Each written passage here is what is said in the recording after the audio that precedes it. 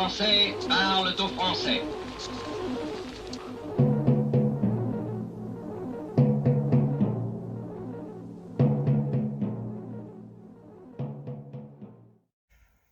Bonjour à tous, nous sommes vendredi 9 juin. Un petit récapitulatif des vidéos de la semaine. Oui, la première que vous allez voir me fait bien sourire.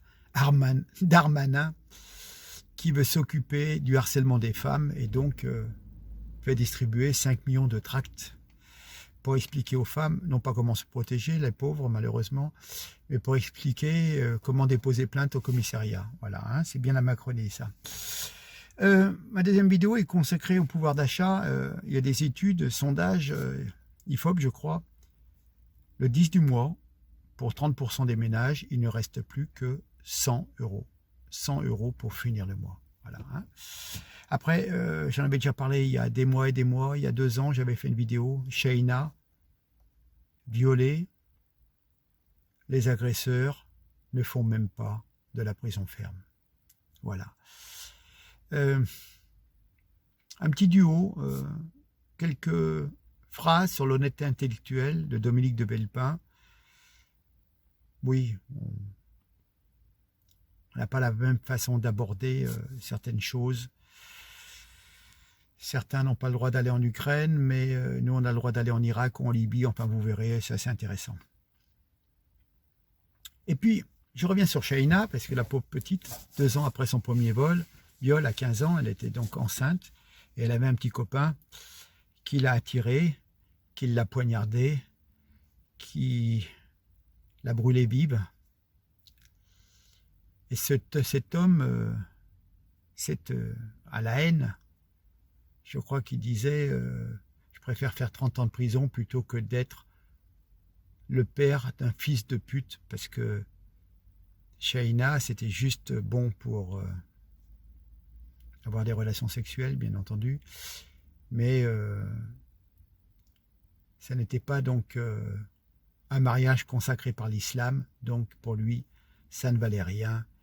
Elle était juste bonne pour lui vider, si vous voulez ce que je veux dire, une partie de son anatomie. Bref, voilà. Écoutez, voilà. Je vous mettrai pour la prochaine fois les vidéos que j'ai faites concernant Annecy, le pseudo-chrétien qui a poignardé des enfants. Je tâcherai de vous faire ça tout de suite en début de semaine.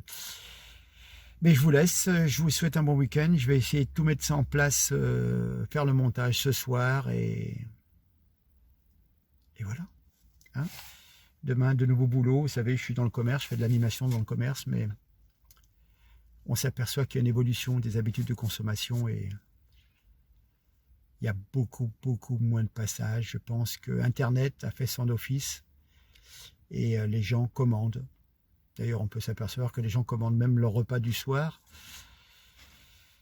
Ils ne cuisinent plus. Ils se font livrer par Uber Eats. Et puis, concernant les grandes surfaces spécialisées en électroménager, il y a quand même très peu de ventes, très peu de passages. Et je pense qu'il y aura des bouleversements dans les façons de consommer.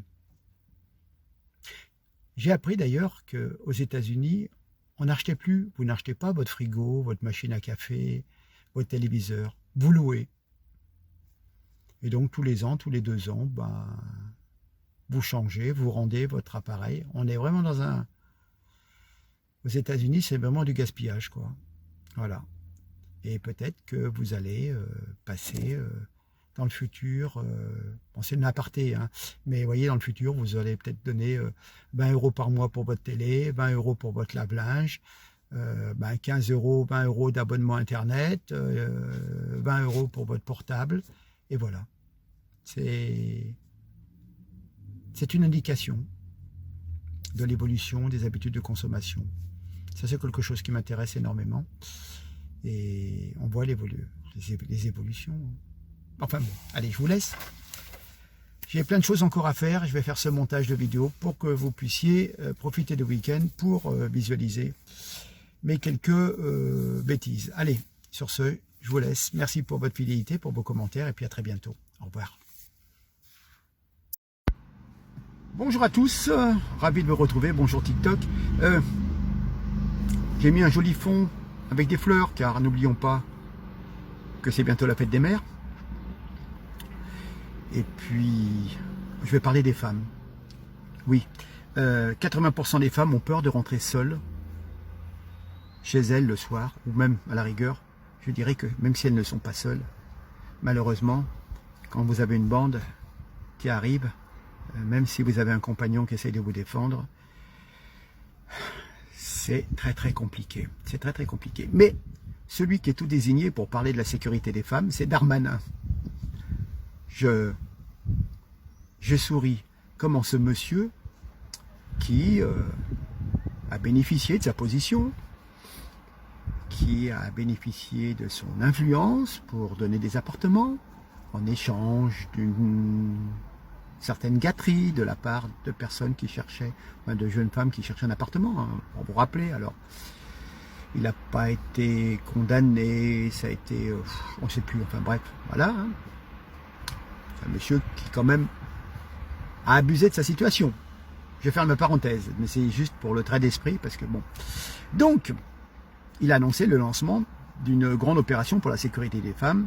À partir du 30 mai, il va y avoir, si vous voulez, tout au long de l'été, 5 millions de flyers, donc de prospectus, qui seront distribués pour expliquer aux femmes, c'est pas pour les protéger, c'est pour leur expliquer comment déposer plainte.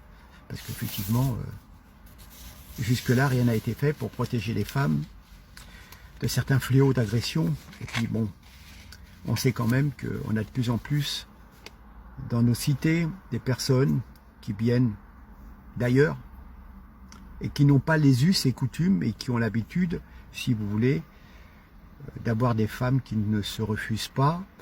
Ils ont l'habitude de prendre, de voler des femmes, de les consommer.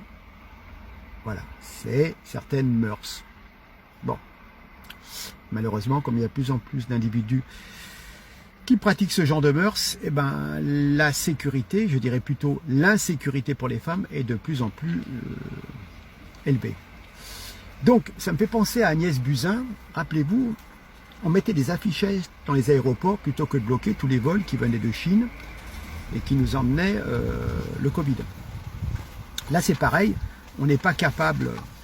J'ai l'impression que c'est la Macronie qui dissimule son inaction par la communication, c'est-à-dire qu'on met des affichettes pour parler du problème, mais on ne fait rien pour assurer la sécurité de ces femmes. Mais on distribue des prospectus, voilà, hein, elles seront bien avancées, mais quand elles se seront fait agresser, violer, tabasser, elles sauront comment faire pour aller au commissariat, porter plainte. Voilà, ça leur fera une belle jambe, mais bon, c'est comme ça. Hein. Voilà, et oui, c'est toujours de la communication, vous voyez, hein, pour dissimuler son incapacité, son incompétence. On parle de certaines choses pour montrer qu'on s'en occupe, mais en fin de compte, on en parle, oui. Mais dans les faits, quelque chose de vraiment concret, rien. C'est comme tout le reste. C'est comme tout le reste. Bon, mais écoutez, je vous laisse. Et puis, on va reprendre le travail. Nous sommes vendredi. Je vous souhaite un bon week-end. Peut-être que j'interviendrai de nouveau. Et puis, ceux qui ont des mamans, profitez-en. C'est la fête des mères. Moi, j'ai perdu la mienne il y a 9 mois. Donc, voilà. Bref, encore que la fin, la pauvre, elle ne se rappelait plus trop quand c'était la fête des mères. Mais bref, allez. Merci pour votre écoute. À très bientôt. Et partagez. Allez, au revoir. Darmanin s'occupe de la sécurité des femmes. Franchement. Allez, au revoir. Bonjour à tous. On va parler de quelque chose, la pauvreté. On sait qu'on est arrivé à des chiffres de 2 millions de pauvres sur l'ensemble des Français. Il y a une paupérisation. Mais il y a un sondage. Un Français sur 3 vit avec 100 € à partir du 10 du mois, selon une étude de l'IFOP. Vous vous rendez compte, il ne reste plus que 100 € à partir du 10 du mois, une fois que vous avez payé tous les prélèvements, les factures d'énergie, d'eau, de gaz, d'électricité, de votre loyer et les différents impôts. Vous vous rendez compte? Voilà, hein. Et oui, un tiers des Français ne disposent plus, après le prélèvement des dépenses contraintes, que de 100 € le 10 du mois sur leur compte en banque, donc 10% à découvert. Un Français sur deux en viendrait à sauter des repas régulièrement ou occasionnellement par manque d'argent. Ce résultat est obtenu via un échantillon national représentatif de 1500 Français, mettant en lumière les conséquences réelles, relevant donc non pas de l'irrationnel, mais bel et bien de l'ampleur des dégradations dues à l'inflation sur le niveau de vie des citoyens, qu'elle soit physique, mais aussi, c'est très très important, psychique.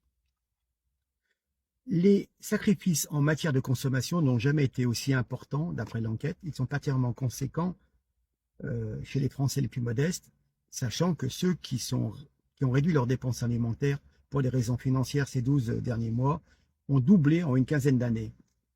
Avant, en 2007, il y avait 29% qui restreignaient leurs achats de denrées alimentaires. Et vous vous rendez compte que maintenant, 58% des Français, en 2023, réduisent leur consommation alimentaire, regardent sur les produits qu'il faut acheter, sur la nécessité d'acheter tel ou tel produit, la nécessité de se passer de viande ou de poisson, enfin des tas de choses comme ça, ou d'acheter des gammes premier prix qui sont parfois pas d'une excellente qualité au niveau nutritionnel. Alors, effectivement, outre ces conséquences physiques, un tout autre aspect vient illustrer le lourd tribut que doivent payer les Français au quotidien à cause de la hausse des prix. Il y a une espèce de détresse psychologique. Quand vous êtes réduit à ne plus acheter des produits auxquels vous aviez l'habitude de consommer, vous avez l'impression d'un déclassement.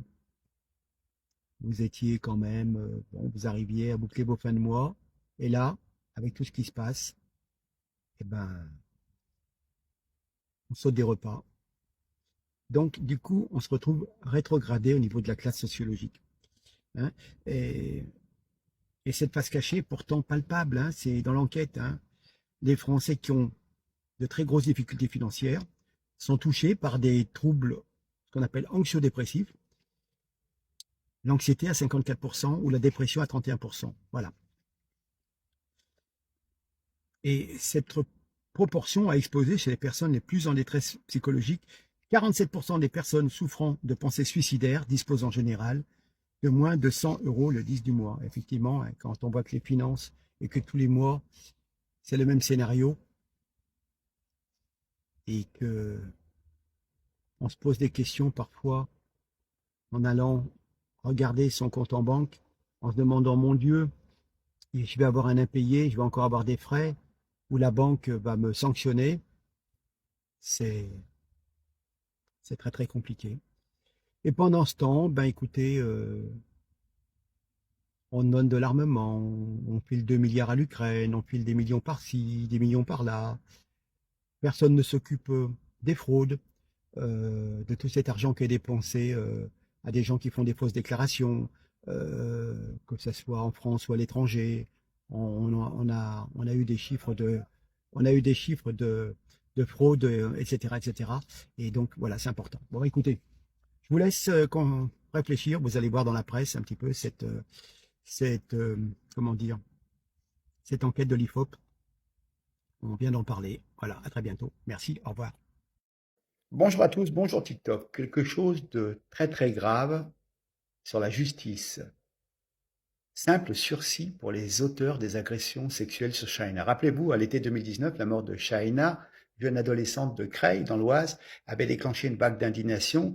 Elle a été poignardée puis brûlée par son petit ami. C'était une adolescente de 15 ans qui avait déjà subi 2 ans plus tôt une violente agression sexuelle commise par 3 garçons de son quartier. Et donc, le 1er juin se tenait le procès en appel des 3 agresseurs devant le tribunal d'Amiens. Le procureur avait requis de la prison ferme. Les jeunes hommes reconnus coupables s'en sortent avec du sursis. Voilà. Hein. Donc, le 31 août 2017, la vie de Shaina bascule. Son petit ami de l'époque, menaçant de diffuser une photo d'elle dénudée, lui donne rendez-vous dans un hôpital désaffecté. Avec 2 amis, il traîne la jeune fille dans un recoin. Les 3 hommes l'agressent sexuellement. l'insulte et diffuse la vidéo sur les réseaux sociaux. En état de choc, bien sûr, Shaina, aidée de sa famille, décide de porter plainte. C'est devenu la fille facile du quartier, bien entendu. Nombreuses insultes, menaces, violences, voilà. Devant le tribunal d'Amiens, son ancien petit ami, condamné à 12 mois de prison avec sursis en première instance, écope en appel de 2 ans de prison avec sursis et mise à l'épreuve. Voilà, un jugement bien au-deçà des recommandations du procureur qui demandait 2 ans de prison. Voilà, les complices sont eux condamnés à 1 an de prison avec sursis probatoire pendant 3 ans, voilà. Bref, donc à l'annonce du verdict, la famille de Shaina s'est dit soulagée de voir les peines des accusés alourdies, mais comment dire, les agresseurs sont toujours libres comme l'air. Donc c'est quand même un point de vue partagé par de nombreux Français. Comment dire, en France, en 2023, on peut violer une jeune fille de 13 ans et ne pas aller en prison. Voilà, hein. Le sursis ne sera jamais une sanction réparatrice. C'est donc un brevet d'immunité pour un permis de récidive, bien entendu, hein. Ce jugement très clément dont bénéficient les agresseurs de Shaina vient s'ajouter à la longue liste des manifestations du l'action judiciaire français, bien entendu, comme d'habitude. Voilà, ça c'était la semaine dernière, et cette semaine va s'ouvrir le procès de celui qui l'a tué, son second petit ami, qui a 15 ans, l'ayant mis enceinte, la fait venir, la poignarde et la brûle vive. Voilà, donc vous allez avoir une vidéo qui a été passée sur TF1, j'espère que vous pourrez en voir l'intégralité. C'est 8 minutes, mais ça résume bien la totalité de la situation et combien de choses qui se passent dans certains quartiers et dont la vérité ne ressort jamais, bien entendu. Allez, et partagez. Là, je réalise que quelqu'un a tué ma petite sœur, brûlée vive à 15 ans. La bague est brûlée, littéralement. C'était une bague en or. Yacine nous reçoit dans la chambre de sa petite sœur, sa princesse, une pièce gardée intacte depuis son assassinat. Pendant 2 ans, sans parvenir à lui épargner ce cauchemar, Yacine savait tout, menaces haineuses, violences physiques, sexuelles, jusqu'à la mort. Tout commence avec le premier petit ami de Shaina. Elle a alors 13 ans. Aux alentours de 16h, 17h, on voyait pas ma sœur à la maison. On trouvait ça très étrange. Du coup, ce qu'on fait, on dit, on va appeler Shaina. Ça sonnait pas. On insiste jusqu'à on entend des voix d'hommes qui répondaient à l'appel en disant allô, allô, et qui raccrochaient. Et on croise sa meilleure amie. Et là, Maëva nous explique que Shaina vient de se faire violer. Et là, je vois Shaina en pleurs. Elle était en état de choc. Elle parlait pas. Elle était méconnaissable. Du coup, on est parti au commissariat pour porter plainte. Shaina raconte qu'elle venait de se faire violer, qu'on l'a filmé aussi à son insu, qu'il y en a l'empêché de sortir car il bloquait la porte. Shaina porte plainte en pensant que ça va suffire à la protéger, mais ce ne sera pas le cas. Ce sera même l'inverse. Ils lui disent d'enlever la plainte, sinon on va te tuer, on va te retrouver, on va te faire du mal. On a contacté la police, on a fait le nécessaire pour Shaina, on a fait tout le nécessaire, mais il n'y a jamais rien à bouger. Ils lui font une réputation de fille facile. Ils utilisent les réseaux sociaux en fait. Ils avaient des photos et vidéos de ma sœur qu'ils avaient filmées dans cette polyclinique désaffectée. Comment Shaina vit-elle cela? Elle vous en parle? Elle le vivait très mal, elle se refermait dans cette chambre-là. Cette chambre-là, aujourd'hui, vous la voyez lumineuse. Elle était tout noire. Elle mangeait pas beaucoup, elle leur faisait des cauchemars la nuit. Je la rassure. Ne t'inquiète pas, t'as déposé plainte. Il y a eu une garde à vue, ils sont mis en examen. La justice va faire son travail, mais moi, à l'intérieur, je bouillonne. On décide de la changer de collège pour qu'elle croise plus ses agresseurs. Elle vous demande de la protéger? Oui, du coup, je suis sans arrêt avec elle. Elle sortait pas toute seule. Je ramenais tous les jours ma petite sœur au collège. Et un jour, son ex-petit ami qui continue de lui en vouloir de l'avoir dénoncée, va la retrouver. Le seul moment où on la laisse sortir, malheur. Elle est sortie dans un parc à côté et ses agresseurs ont bien vu Shaina de loin. Ils ont passé à tabac ma petite sœur. Ils se sont vantés d'avoir mis un penalty sur la tête de ma petite sœur, qu'elle a eu bien ce qu'elle méritait et qu'ils auraient dû aller un peu plus fort. Un penalty dans la bouche puisqu'elle avait osé parler, c'est ça? C'est ça. Shaina porte plainte à nouveau. Déjà, nous, On ne savait pas que c'était possible. Ces agresseurs-là étaient mis en examen avec une interdiction de se rapprocher. Une haine s'installe en moi en me disant pourquoi la justice ne fait rien. En fait, vous assistez depuis 2 ans au cauchemar que vit votre petite sœur. Parce que ça fait 2 ans à l'époque. 2 ans. Et on assiste à ça. On se sent impuissant, quoi. Quelques mois après son passage à tabac, Shaina a un nouveau petit ami. J'apprends par la suite que ce garçon-là connaissait la réputation de ma petite sœur à l'époque, et c'est pour ça aussi qu'il tente de se rapprocher de ma petite sœur. Shaina va tomber enceinte de lui. Comment il réagit? Très mal. Pour lui, c'était inconcevable d'avoir mis enceinte une pute. C'est ce qu'il dit. C'est ce qu'il dit. En fait, il voulait justement profiter de ma sœur pour avoir des relations sexuelles. Ils échangent plus de 120 SMS en 1 heure ce jour-là. Puis, il lui aurait donné rendez-vous le soir même dans un cabanon où ils avaient l'habitude de se retrouver. Elle quitte la maison sans nous en parler. La connaissant, elle pensait que c'était simplement une rencontre pour discuter de la grossesse et elle allait vite rentrer aussitôt. Au réveil, le samedi matin, la chambre de Shaina, donc ici, est vide. Vous êtes vite inquiet, hein? Ma mère, elle crie quand elle est dans la chambre à Shaina. « Shaina, t'es où ?» On a essayé de la joindre. Jamais eu de réponse. Avec vos parents, vous partez à sa recherche? On interpelle un peu tous les passants. Et le commissariat, vous savez qu'est-ce qu'ils nous disent? Ils peuvent rien faire. C'est considéré comme une fugue. On est obligé d'attendre 48 heures pour qu'on puisse lancer une alerte.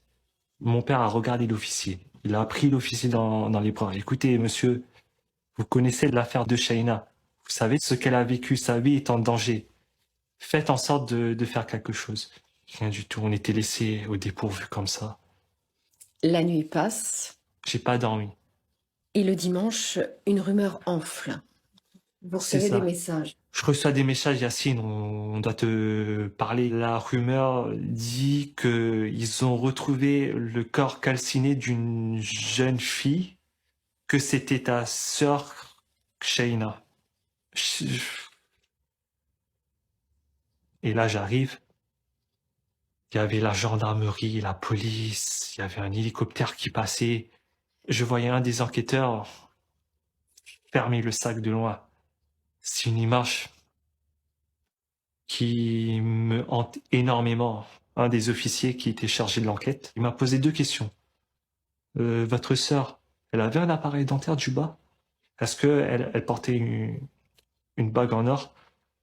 Mon cœur commençait à battre. Je fais oui. Il était dépité, il a baissé les yeux. Et là, je réalise que quelqu'un a tué ma petite sœur. Vous apprenez donc ensuite ce qui est arrivé à Shaina. Elle a été poignardée de plusieurs coups de couteau dans l'abdomen et près du foie. Ensuite, de l'essence a été renversée sur elle. Elle a été incendiée. Brûlée vive à 15 ans. Que vous reste-t-il de Shaina? Que des bons souvenirs. Mais physiquement, il me reste cette chambre de Shaina, ses affaires personnelles et une bague en or. La bague est brûlée, littéralement. C'était une bague en or. Ça montre l'horreur qu'elle a pu vivre, l'impact du feu sur son corps, ce qu'elle a pu ressentir. Le procès du petit ami de Shaina s'ouvrira demain. Seul suspect, âgé de 17 ans au moment des faits, incarcéré depuis, mis en examen pour assassinat. Il conteste les faits. Dans l'attente du procès, il reste présumé innocent. Vous êtes obsédé par la guerre d'Ukraine. Que faites-vous pour l'Éthiopie? Que faites-vous pour le Soudan? Quelle est la leçon que nous tirons de l'Irak? Nous n'avons pas voulu pousser jusqu'au bout les inspections avec Saddam Hussein. Saddam Hussein était un personnage odieux. Nous avons récolté le chaos et le terrorisme. Nous n'avons pas voulu pousser les feux avec la Libye de Kadhafi. Nous avons récolté le chaos et la situation au Sahel. Donc il faut retenir les leçons de l'histoire. Il faut prendre en compte ces réticences, cette allergie à l'impérialisme occidental. Vous voyez le monde depuis le Brésil, depuis le Moyen-Orient, depuis l'Afrique. Il voit la séquence américaine en Irak. Il voit la Libye. il voit le Sahel, il voit l'Amérique en donneur de leçons. J'ai été très frappé. On remet sur la table à juste titre la question de la justice internationale pour traduire un jour les crimes de guerre et les crimes contre l'humanité commis contre Vladimir Poutine. Et chaque fois que je me déplace dans le monde, on me dit mais on n'a pas traduit George Bush et Tony Blair devant la Cour pénale internationale. Le 2 poids 2 mesures. Vous êtes obsédé par la guerre d'Ukraine. Que faites-vous pour l'Éthiopie? Que faites-vous pour le Soudan? Que faites-vous pour les pays qui souffrent dans le monde? Revient constamment. Donc il faut, oui, regarder le monde, pas uniquement de notre point de vue, mais aussi avec le regard des peuples du monde. Bonjour TikTok. Je vais parler de justice injuste. Pensez-vous que l'on soit en démocratie, qu'on soit libre et égaux et protégé par des lois égales pour tous? Non, malheureusement. La justice s'est prononcée ce lundi sur le sort de 3 hommes poursuivis pour l'agression de Jean-Baptiste Trogneux, le petit-neveu de Brigitte. L'un est relaxé, un autre, Florian C, âgé de 20 ans, est condamné à 24 mois de prison, dont 12 avec sursis, donc 12 mois fermes. Johan L, 34 ans, le principal suspect, est condamné à 30 mois de prison, dont 15 avec sursis, donc 15 fermes. Voilà. Le ministre de la République avait requis jusqu'à 3 ans de prison ferme. Bien entendu. Bon, ce sont des gens qui ont un petit peu des problèmes aussi, je pense qu'ils sont pas trop clairs, et certains, un doit être en tutelle aussi, bon, un dit que oui, les chocolats étaient trop chers, bon, bref. Bien entendu, c'était pas des choses à faire. Je vous ai rappelé dans une vidéo, je crois, l'avant-dernière vidéo, que Sheina, la jeune fille qui avait été violée dans un premier temps, victime d'agression sexuelle, ces 4 jeunes auteurs de ce viol avaient été condamnés la semaine dernière à des peines allant de 6 mois à 2 ans avec sursis. Ce qui m'avait fait dire, on peut violer une fille de 13 ans, on ne fait pas de prison. Ok. Ça, c'est une chose. Comme vous voyez, la justice n'est pas égale et que les violeurs sont acquittés. Et puis ceux qui cassent la tête, qui cassent la figure à quelqu'un qui est pas loin de la présidence, lui, il en prend plein la gueule, pardonnez-moi l'expression. C'est une chose. Mais je vais revenir sur Sheina. Si je vous dis je suis musulman, je préfère prendre 30 ans de prison plutôt que d'être le père d'un fils de pute. Non, qu'est-ce qu'il raconte? L'assassin présumé de Sheina qui va donc au tribunal, elle avait été brûlée vive en 2019, je vous en ai parlé. Il avait 17 ans à l'époque, maintenant il apparaît depuis le lundi 5 juin aux assises des mineurs de l'Oise. Voilà, il est accusé d'avoir attiré l'adolescente dans le cabanon d'un jardin ouvrier pour la poignarder, puis brûler son corps encore vive. Voilà. Et voilà ce qu'il nous a dit, je préfère prendre 30 ans plutôt que d'être le père d'un fils de pute. Voilà. C'est ça l'islam, religion de paix et d'amour? Donc face à ce martyr de Sheina, l'assassin n'a que de la haine à l'état pur. La haine pour qui n'est pas musulmane. Il faut croire que Sheina n'était peut-être pas musulmane, je ne sais pas. Elle n'est pas une femme selon la loi musulmane pour qui couche sans être mariée selon l'islam. Pour l'enfant à naître, né d'une non-musulmane, donc c'est une pute. Voilà ce qui ressort un petit peu des dires de cette personne, de cet assassin. Voilà. Alors vous voyez, ce cri est un cri de haine pour la France, les Français, nos traditions. Mais que fait cette personne en France? Vous voyez ce que je veux dire?